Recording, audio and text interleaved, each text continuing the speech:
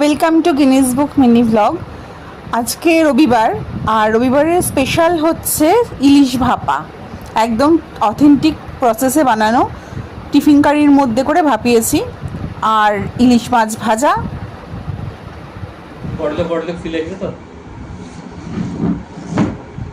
ইলিশ মাছ ভাপা, এখানে আছে ইলিশ মাছ ভাজা, এখানে আছে লেজ ভর্তা।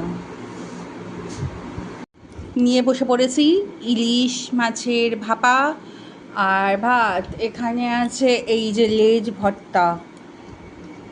এটা সে কোন কালে লাস্ট খেয়েছিলাম মনে নেই।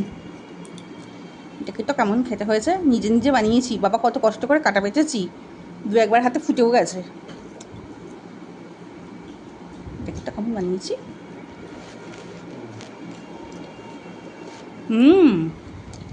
ভালো বানিয়েছি তো।